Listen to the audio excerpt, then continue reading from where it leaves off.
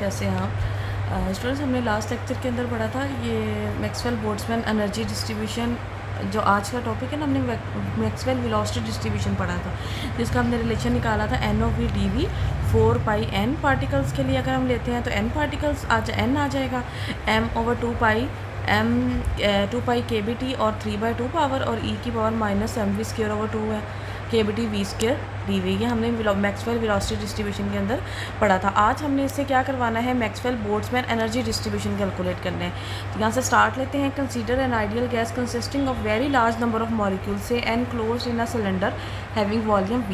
If the gas is thermally isolated, जब thermally isolated है mean उसको बाहर से जो है ना वो एनर्जी ना एक्सचेंज ना उसके अंदर एंटर होगी ना लीव होगी, मीन्स दैट का टोटल एनर्जी जो है वो मॉलिक्यूल्स की क्या रहेगी, कांस्टेंट रहेगी। In such a case the system as a whole in a state called most probable state. ये हमने उसके अंदर वेलोसिटी के अंदर पढ़ा था।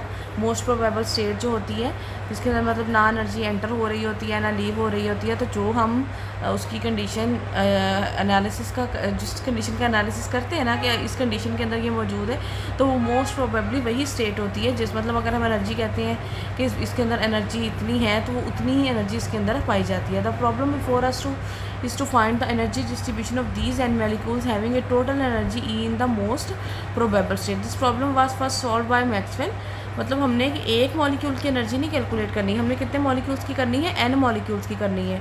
तो उनकी टोटल एनर्जी जो है ना वो E होनी चाहिए मोस्ट प्रोबेबल स्टेट के अंदर। तो ये प्रॉब्लम था एक कि एक मॉलिक्यूल को तो हम कर सकते हैं लेकिन n मॉलिक्यूल्स की एनर्जी को जो है ना वो एक स्टेट के अंदर लेके आना बहुत मुश्किल काम था। तो इसको जो है ना वो मैक्सवेल ने किया था।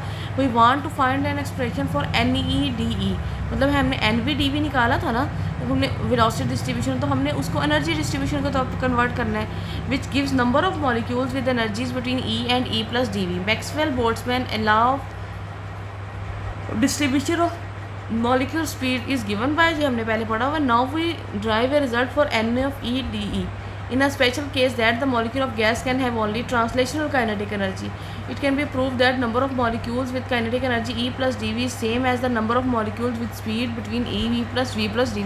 मतलब कि हम इसके दरमियान में कंपैरिजन कर रहे हैं कि अगर नंबर ऑफ मॉलिक्यूल्स वेलोसिटी की रेंज के अंदर V+V के अंदर जितने लाई कर रहे हैं ना, उतने ही number of molecules energy range E+DE के अंदर लाई कर रहे हैं। और जो टोटल एनर्जी है वो कौन सी एनर्जी है, ट्रांसलेशनल काइनेटिक एनर्जी। ये हम लोगों ने पहले भी जो है ना वो थर्मोडायनेमिक्स के अंदर भी पढ़ा था कि जो हम as a whole energy consider करते हैं वो ट्रांसलेशनल ही करते हैं। तो ठीक है, NOFEDE is equal to NOVDV। NOFE is equal to N of, अगर हम इसको सिंप्लीफाई करना चाह रहे हैं क्योंकि हमने N ही निकालना है ना, तो N ऑफ E किसके बराबर होगा, N ऑफ, ये देखें कि यहाँ से जो है NOVDV है ना, तो अगर हम ये DE को इधर ले आएंगे तो NOFE is equal to DE/dV। तो हमने इसको नीचे डिवाइड कर दिया। अब हमने DE/dV की वैल्यू कैलकुलेट करनी है। तो काइनेटिक एनर्जी है, ये काइनेटिक एनर्जी का यहाँ पर फार्मूला है 1/2mv²। 1/2mv² is equal to DE/dV निकालेंगे तो mv आ जाएगा। तो जब हम इसको सिंप्लीफाई करके लिखेंगे तो 2me के बराबर आ जाएगा। अब हमने क्या करना है, NOV की वैल्यू दोबारा पुट की है, तो यहाँ पर जहाँ पर v है वहाँ पर हमने क्या पुट कर दिया, यहाँ पर v² है, तो v² यहाँ से किसके बराबर आएगा, 2me के बराबर आ जाएगा। 2me के बराबर आ जाएगा ना v²। और mv यहाँ पर भी mv² इसी तरह से सिंप्लीफाई हो जाएगा। और देखेंगे v² बराबर आएगा 2E/m के, ठीक है, यहाँ पर आ गया। और यहाँ पर वैसे ही mv²/2 है ना, ये देखिए 1/2mv² यहाँ से निकाल लेंगे तो ये E के बराबर आ जाएगा, ये वाली इक्वेशन के अंदर -1/2mv² आ जाएगा। ठीक हो गया। और बाकी सारी इक्वेशन वैसे ही रहेगी 4πn m/2πm kBt E की पावर और 2E। अब जब हम इसको सिंप्लीफाई करना चाहेंगे तो ये इस तरह से m/2 के ये इस तरह से आ जाएगा हमारे पास N4π/2m। अच्छा जी, ये N ऑफ V की वैल्यू थी ना, जब N ऑफ E की निकालेंगे तो हमने डिवाइड करना है इस टर्म के साथ, 2me के साथ। ये देखेंगे नेक्स्ट पेज पे जाके ये टर्म के साथ हमने डिवाइड कर दिया है, ये यहाँ पर आ गई है, ठीक है। और N ऑफ E की वैल्यू हमने यहाँ से निकाल ली है, ठीक हो गया। अब हमने क्या करना है जी, इसको हमने सिंप्लीफाई करना है। सिंप्लीफाई कैसे करेंगे जी, सिंप्लीफाई करेंगे, ये 2e की पावर m है, सारों की पावर अलग-अलग लिख लेंगे। ये 2 की पावर n 3/2 है, ये पाई स्क्वायर, ये सब की अलग-अलग लिख लेंगे। पावर्स को सॉल्व करेंगे, जब हम पावर्स को सॉल्व करेंगे तो सारी पावर्स खत्म हो जाएंगी। e की पावर 1/2 और e की पावर -1/2, तो ये हमारे पास टर्म बन जाएगी 2 pi over √n 1/kb, t की पावर 3/2, e की पावर 1/2 और e की power e minus e over kb। This equation is known as Maxwell Boltzmann law of distribution of energy. This distribution only applies to monatomic gas because in derivation of this result it was assumed that molecule can have only translational kinetic energy. One interesting feature of equation is that at a given temperature, Maxwell-Boltzmann energy distribution is precisely same for any gas. It does not depend on mass of the molecules of the gas. The factor e की power मतलब maths के ऊपर तो depend नहीं कर रही ना, ऊपर वाली ये इक्वेशन 4.2 के अंदर देखें मैथ्स वाली टर्म बिल्कुल एलिमिनेट हो गई है, ठीक है। तो द फैक्टर ई की पावर -e/kbt, ये उसके अंदर मैक्सवेल वेलोसिटी डिस्ट्रीब्यूशन के अंदर भी था और इसके अंदर भी है, तो -e/kbt is known as Boltzmann factor. ये एमसीक्यूज पॉइंट ऑफ व्यू से इंपॉर्टेंट है, इसको अंडरलाइन कर लें। The fraction of gas molecules having energies between E plus D, fraction calculate करनी है ना, तो F of E is equal to N of E D over N. जब एन के साथ डिवाइड कर देंगे तो सिंपल इस इक्वेशन में से एन वाला फैक्टर ख़त्म हो जाएगा और कुछ भी नहीं होगा। See this is called the Maxwell distribution function. अब नेक्स्ट हमारे पास है जी equipartition of energy, theorem of equipartition of energy और distribution of energies.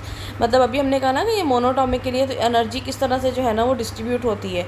The total number of independent coordinates, और इसके अलावा आप लोगों को डिग्री ऑफ फ्रीडम के बारे में भी पता होगा कि degree of freedom is the number of available coordinates. तो जितने कोऑर्डिनेट्स के अंदर कितने कोऑर्डिनेट्स हैं, वैसे तो 6 हैं लेकिन यहाँ पर हमने जो है ना वो 3 कंसीडर करने हैं क्योंकि मॉलिक्यूल्स जो है वो 3 डिग्री ऑफ फ्रीडम रखते हैं और 3 डायमेंशंस के अंदर मूव कर सकते हैं, एक्स वाई एंड जी के अंदर।